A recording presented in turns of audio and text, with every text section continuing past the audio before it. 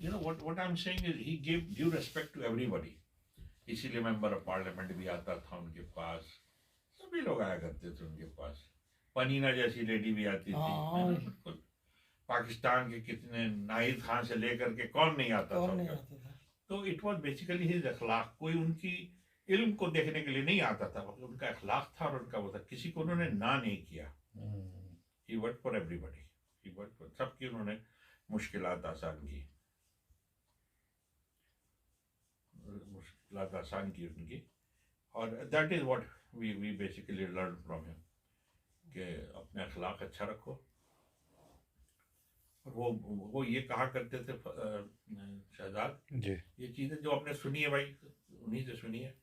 کہتے تھے مسرور کسی نے ہمارے مولا سے پوچھا کہ حضور یہ بتائیے جہاد کیا ہے. مولا نے کہا جہاد وہ ہے جس میں کہ اپنا لہو بہہ جائے. یہ شاہ صاحب نے ہم کو آج سے 30 سال پہلے کہا تھا.